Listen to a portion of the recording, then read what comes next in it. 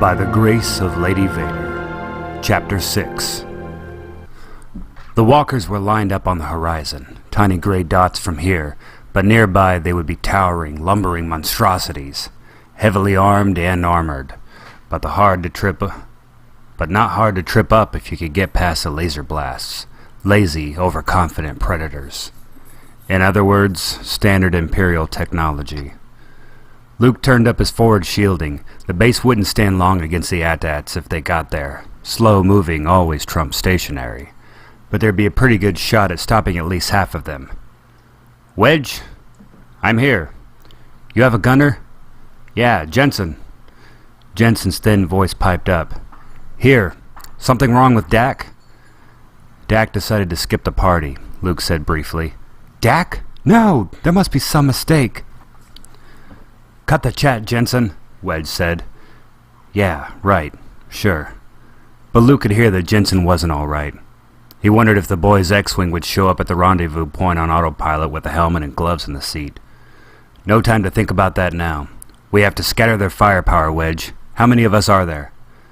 20 fighters, all told. How many with gunners? 14. Better than I thought. Luke turned his transmitter to Universal and spoke to the small group. Pilots, fan out and put forward shields at maximum. We're going straight at them, and when we get there, we go for the legs. There was general assent to the order. Most of them have gotten used to taking orders from Luke. Leia had gotten in the habit of giving her less pleasant orders through him, because, she claimed, he knew how to make them sound like suggestions. Gunners, he went on. Be ready with cables when you get there, but right now you need to work with your transmitters. Turn up the frequency until you start to get feedback.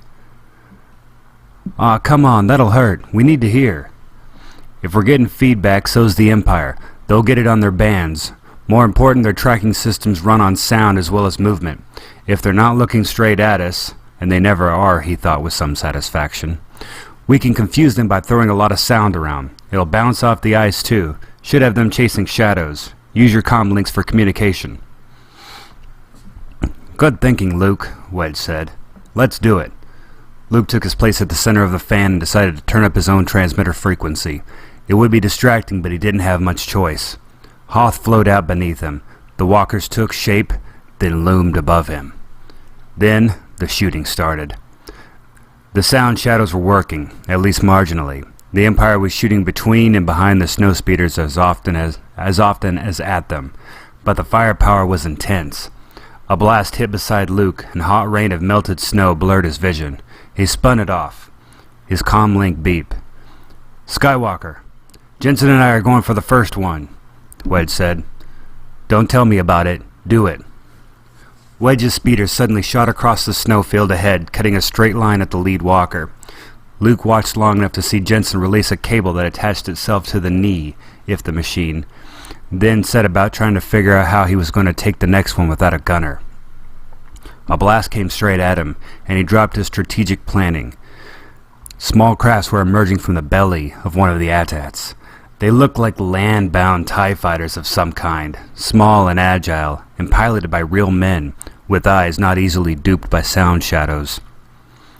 Luke, someone called into a comm link. I see them. What are they? I don't know, but they're hostile. Keep low and keep heading for the walkers. They'll have to shoot at their own stuff when to get you there.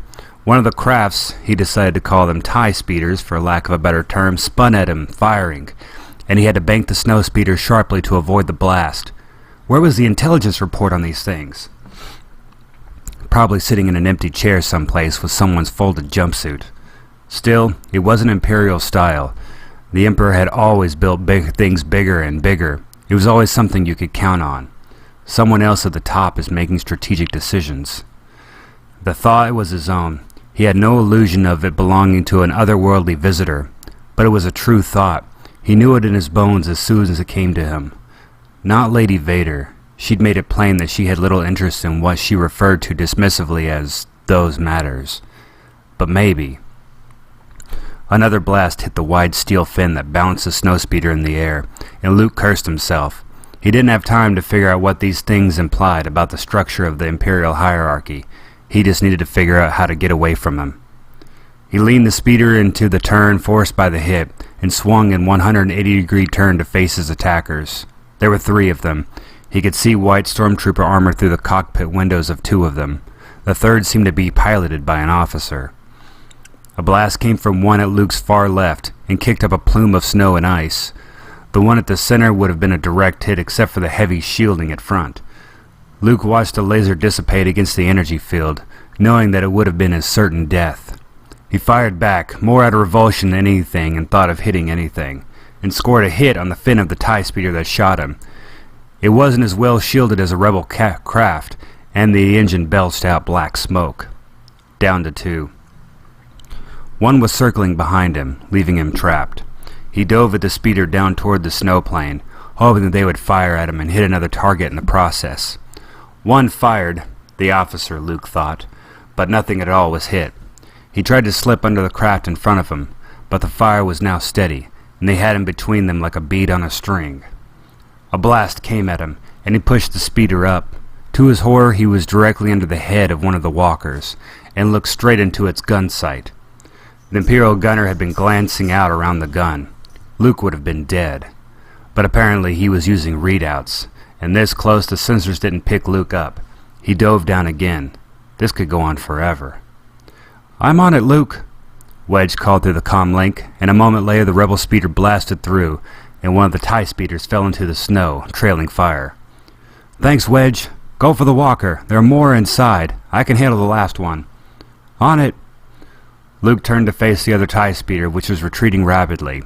He chased it almost to the battle line, then it veered towards a slight rise that led to the ice cliffs. Luke aimed, steadied his gun, and felt a surge of dizzy unreality wash over him. He looked up to the sky, something there pulling at his mind like a leash. The battle disappeared suddenly, and the only thing he could think of was Aunt Beru. She was making dinner, and he was late. She would be very worried, so he had to go home. He clenched his teeth. "Stop it. Home is gone. Dead is where you're going to be if..." The speeder rocked as another blast hit it, striking the control fin again. This time Luke was going faster, and the machine bucked out of control. He had never in his life lost control of a vehicle he was flying. He didn't realize what was happening until it was too late to gain it back. He did the best he could, easing the fighter down into the snow. He popped the cockpit and got out, grabbing a bag of gear before it could turn into a target. The main battle line was coming toward him. How far across the horizon did these walkers stretch? It'd be a good 5 minutes before it reached him, but the TIE speeder turned toward him aggressively, and he had time to see that it was the one piloted by the officer before it started firing at him. Not knowing what else to do, he drew his lightsaber and ignited it, hoping that it had the energy to deflect this much power. The first blast hit, almost numbing his wrist with the force of it. Then the second. He saw his lightsaber moving, and it had become a part of him. He had become part of the Force, he hoped, and didn't feel like he was doing anything consciously at all. The fourth blast bounced back at the TIE speeder, knocking it off course. Luke sliced at its engines as it went by, and he had time to register it going down toward the ice cliffs before the shadow of the AT-AT walker fell over him. There was a great crash of steel on steel as it stepped on his disabled snowspeeder and crushed it into scrap metal. Luke looked over his shoulder. They were too close to the base. They wouldn't be able to stop half the walkers. Only 2 lay smoking on the tundra. The other rebel snowspeeder were engaged with the Imperial counterparts. From the distance, Luke could see only rebel crafts even trying to attack the walkers. He couldn't tell who they were. He knew it wouldn't make a difference in the end. How could it? But he had to do something. He had to stop at least some of the troops from making it to the base. He rummaged in the gear he'd salvaged and found the tow line. There was also a standard grenade. He expected the latter. It was the standard gear. The former was more than he could have hoped for. He took it and aimed at the walker's belly. The line leapt into the bright morning light. A strange vision entered his mind, a vision of a high stone wall, and people in long coats, and a line fired into a ledge. And she is, a little frightened of how high it really is on the wall above the cliff. But here she can't let any of the others know, because after all, it is his or her palace. The hook lodged into the metal of the walker, and Luke towed himself up. What was happening in his mind? What was making these visions come? First Ben, then everything. He wanted to get to Dagobah now. He had to get there because someone there would have answers. He reached the end of the tow line and drew his lightsaber. There wouldn't be shielding here, at least not against this kind of assault. The metal sliced easily. He tossed the grenade in, hoping that he was somewhere near a navigational system rather than causing any ineffectual explosion in an empty storeroom. There was no help for it. He released the cable and let himself fall, and fall, and fall. He didn't know how high the walkers were, and he only vaguely was aware of hitting the snow. He fell down, dazed. The battle moved beyond him. The walker he'd sabotaged only made it 50 more yards. Alzel sat in the cockpit of the ridiculous leisure craft he had been sent out in, cursing himself, General Veers, and both Vaders.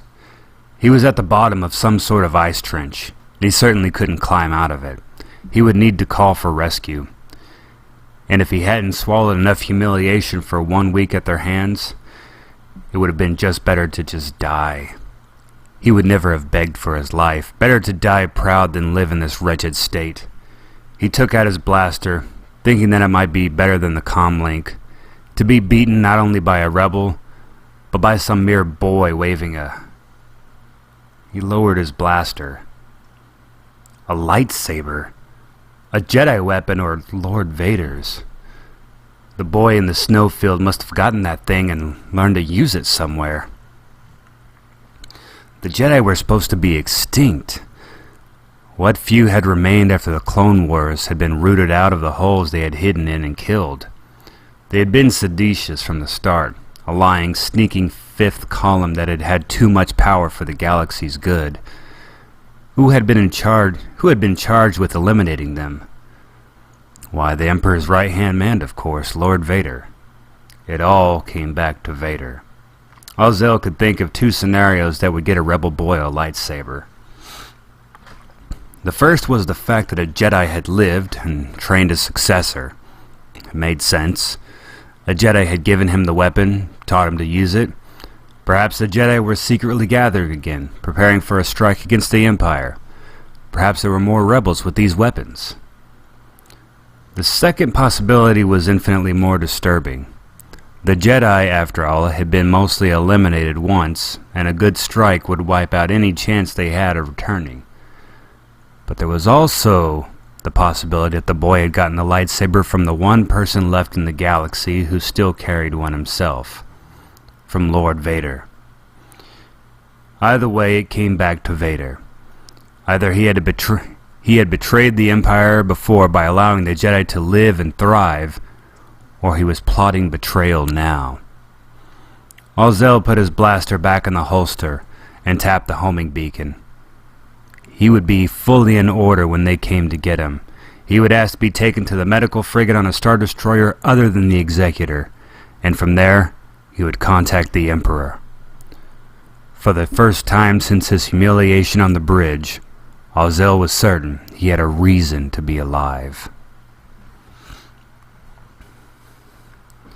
The chair Amidala was sitting in faced a view that brought forth a brief wave of emotion in her heart as she beheld it, bringing back memories of a point in her life to which time's passage had wrought a bittersweet mold. The massive transparent steel viewport in the sleeping quarters of Lady Vader offered one of the greatest interstellar vistas on the Executor, spanning a good part of the starboard bulkhead of her spacious sleeping room. It was one of the luxuries the Lord had bestowed on his wife, knowing she had years ago begun to share her husband's love for the starry heavens, and that it was the closest thing she had to beholding a sight of natural beauty. She had grown up on a world full of lush life and color. Now she and this room were the sole spot of color remaining from that world, transplanted into a harsh, gray environment, left to thrive almost on their own. The view she beheld now reminded her of a long-ago memory of that world, Stark gray lumbering ships poised against the backdrop of the otherwise peaceful vista of a planet. Hoth looked almost nothing like her Naboo, but her mind couldn't help but to make the connection nonetheless. Occasionally, the tiny grayish form of a rebel troop transport would shoot up from the planet, fleeing frantically past the blockade of destroyers amid a flurry of green fire, much like a silvery royal transport decades in the past had done. Even now, troops were clashing down there, their blood marring the once virgin white snow. She felt a degree of guilt at not feeling more remorse over those lost lives. She regretted every one of them, for all were fighting for a cause they believed in, but they didn't have near the impact that they would have had many years ago. She prayed the blood of her own flesh and blood was not being spilt, and that was all she prayed for, that they would all live so she could touch them once more. Prisoners would be taken once their base was secure, and her husband would be going down there to oversee the process. He had promised her he'd bring the twins back to her were he to find them. But Amidala more and more found her desire to go down to the frosty surface of the planet intensifying, the desire to see them. She found herself wondering just how effective Anakin would be, how much force he might potentially need to use in getting them to return, especially Leia, without her there. Anakin would no doubt protest her assertions to accompany him to the planet. She knew of only one way to tell Anakin she was going with him. Amidala leaned forward in her chair and lightly pressed her fingers against the cold viewport once more, as if to reach out and touch the cold. Bleak sphere of the rebel planet, hanging only a few thousand kilometers away. As if by doing this she could touch it, touch the people on it. It'd be the closest she had been to her children in nearly 2 decades, and she planned to get even closer, if she could help it. The chair she was sitting in, a small plush reddish thing, was one of the few pieces of comfortable-looking furniture that existed in the Spartanly furnished military quarters, most of them for the comfort of Amidala herself, as Annie's suit precluded any real need for physical comfort. He had allowed her to a certain degree of latitude in furnishings this room. It was her own to do with as she chose. He'd even conceded to do a bit of retouching of the main room of the quarters itself, to make it feel more like a place that was their home, instead of a place he simply stopped by when he was off duty. Right now he was probably on the bridge, in the center of action, as he always liked to be. She had wanted to be up there as well, should any new information on the children arrive, but Anakin had pointed out that a sudden appearance by her on the bridge would only spark suspicion among those smart enough among the crew. Certainly not something that was needed when so many eyes were already on them. It all came down to the heavy stakes that were on their children's lives.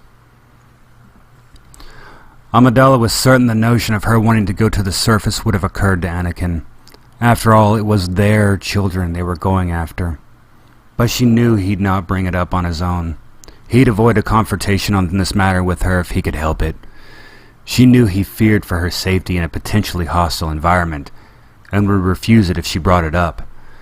She dearly appreciated his concern, but there was no question they still loved each other, though it was comforting to be reminded. But her conscience wouldn't let her stay away willingly, knowing her babes were down there, so close to her. She did have her own methods of persuading him.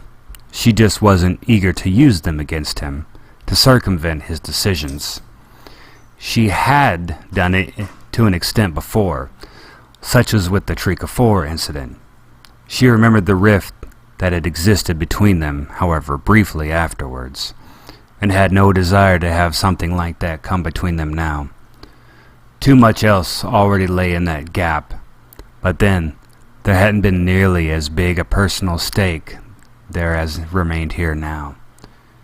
She was going, there was no question of that. Amidala had heard little about the battle. From her quarters she had seen a couple of transport had already made it through the blockade, at the cost of a crippled Star Destroyer. but that in itself provided very little information as to the situation on the surface.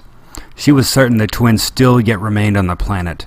However, after all, Leia was a central leader of the Alliance, and Luke was one of their best fighters. Neither of them would run from the battle before they knew their use had ended. After which would not be so until a still ensuing battle had ended. Amidala felt a cold lump collect in her gut at the thought of her son. Luke was a good pilot, she knew. She'd been with Anakin when he first read the intelligence reports of the identity of the pilot that had destroyed the Death Star. He would most certainly have been one of the ones the rebellion would send out to meet their forces. But it also meant he probably had a better chance of survival than any rebel flying out there. Surely he was fine. And certainly Anakin would tell her if he sensed anything had happened to Luke. She closed her eyes against the thoughts, against the image of the white planet.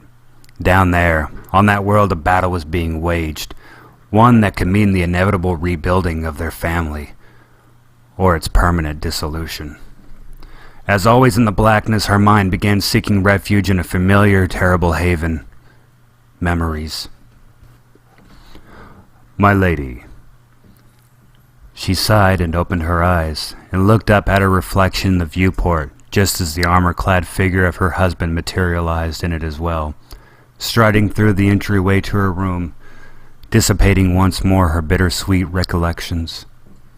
For a moment she locked eyes with it, as always penetrating through the dark lenses to find the blue that was so long and so often hidden beneath them.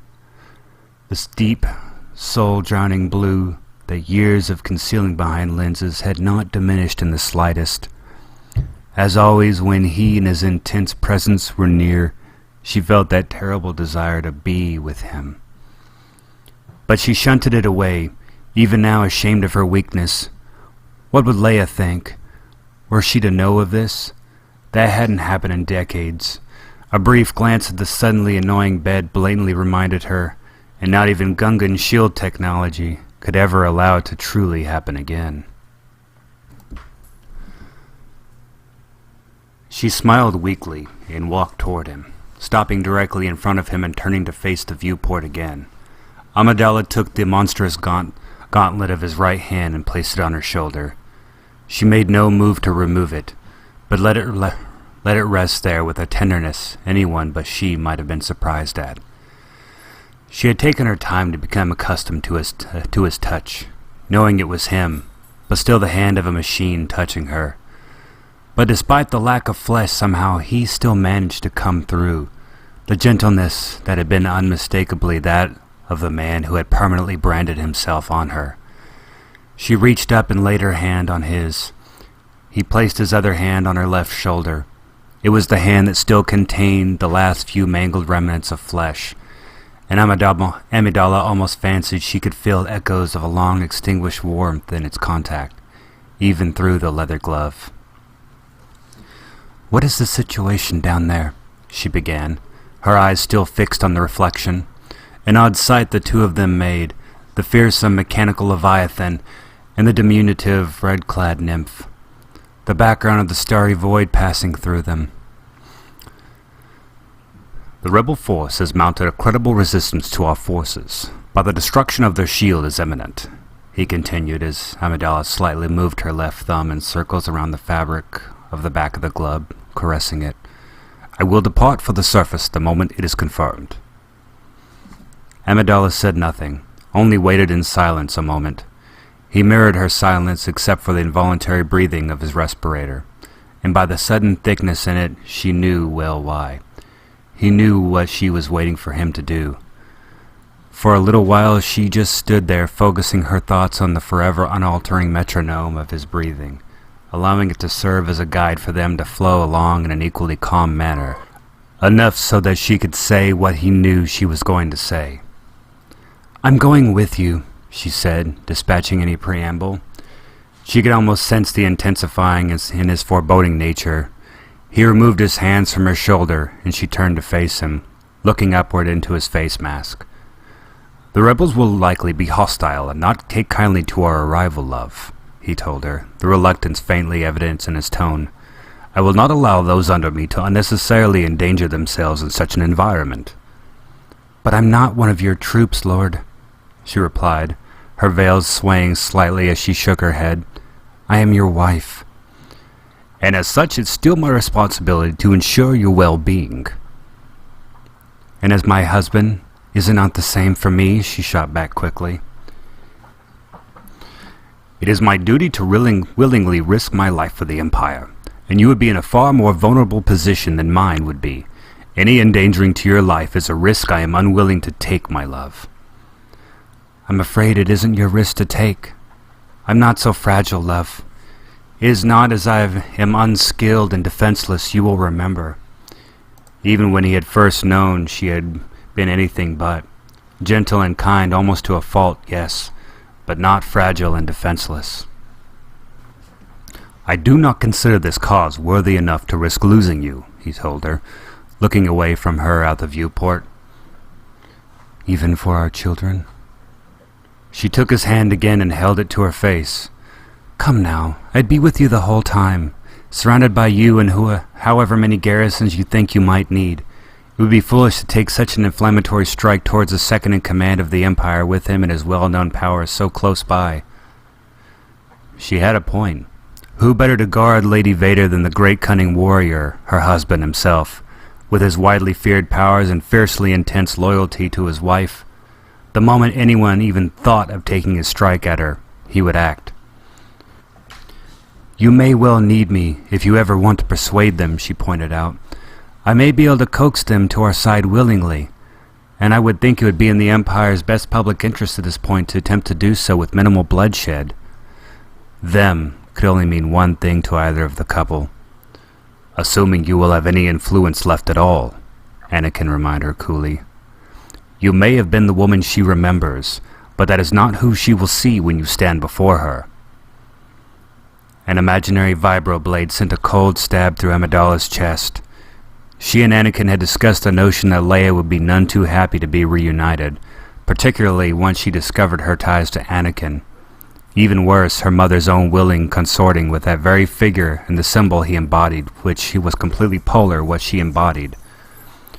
Luke might be willing, even eager to see her, as he had no memory of his mother that Leia had. But Leia will still be a traitor in her eyes. Possibly the greatest pain a mother could endure was that of being spurned by the being she'd born from her own flesh, by her own tears and sweat. And yet Amidala found that she was willing to endure it, even if it meant only a brief contact with her babies again, even if they weren't babies anymore. "You wouldn't deny me the right to at least see them, would you? After all that's happened?" One of his hands clenched just noticeably, and she was almost sorry she had said it. She knew he hadn't forgotten all the trouble and loss he'd inflicted on her in her life, and having it thrown right back at him could be none too comfortable. She didn't like using his guilt against him this way, but for him it was relatively small price in the scheme of things. So much in her life had been lost because of choices he had made, and were he to fail in bringing them back now, he would cost her even more. "You once told me you would not presume to deny me anything unreasonable so long as I was happy in the end," she went on. Those words he had spoken to her before his transformation, and so much was different now from then. But the love that was the foundation of that promise still yet remained. So many promises he had broken to her, and he would have no desire to break yet another. "I do not consider this to be an utterly unreasonable request, my lord." She pinned her eyes on his, trying not to let her sympathy for the pain and the blue hidden underneath quell her resolve. The fire in her eyes and words brooked no room for discussion. Anakin viewed what he had a lost battle, but was always reluctant to admit it. He'd never been able to argue with her on any point for long. He continued to stare in silence out the viewport, and she knew she'd won, even before he spoke again. "Very well, you will accompany me, but," he said, turning back to her, raising a finger, "do not leave my side, not for anything." She smiled, wrapping herself in the folds of her scarlet robes. I wouldn't have it any other way, my love. Just then, the communicator on his wrist beeped. They were down to 3. One technician, a young woman Leia didn't know, sat listening to Imperial communications. General Riken was scrambling back and forth among the monitors, shouting ineffectual orders at pilots who had no choice but to fly reactively as they shot into orbit, diving away from Imperial fire. At least they hadn't lost any transports. Yet. We have to send them out 2 at a time, Leia said. Riken shook his head. No. We have no choice. There are still 5 transports in the hangar. We'll never get everyone off if... Riken took her shoulders. Your Highness, we only need 1 more. This didn't sink in the right way. And when it did, it should have brought relief. But instead it made Leia want to scream. Each transport held 50 people. That meant there were at least 200 fewer people here than there had been when they'd arrived. Instead of screaming, she pressed her lips together, then pushed out a breath in sharp plosive sound that seemed very, very loud. Fine. Just fine. She could feel the rage beneath her breaststone, a physical thing, a sharp cornered cage with a small carnivorous creature beating at the bars. It set her nerves on edge, sending waves of blinding energy through her body, energy that she didn't know what to do with. Except for her hands. Her hands knew. Hitting and firing a blaster weren't enough for them. She wanted to crush, to tear, to gouge. She felt it as an unbearable itch in her palms. The more you tighten your grip, the more systems will slip through your fingers. Her words echoed back to her and mocked her. She had fought herself until she was weary to the bone to keep from tightening her grip, to beat her demons and not become the enemy she fought, the enemy in her blood. But they were slipping through her fingers anyway. Each day she would come, and a face she expected wouldn't be there, and the creature in the cage would lean through at the sharp little teeth and gnaw at her heart until she thought she might go mad. Didn't it matter to anyone else? Didn't it matter at all? It matters. Hold on, because it matters immensely. The voice was an external thing, a soft, lifting man's voice with a cultured Coruscant accent. She had only heard it on old news vids, but she thought she recognized it. For some reason, she had just begun to speak to herself in General Kenobi's voice.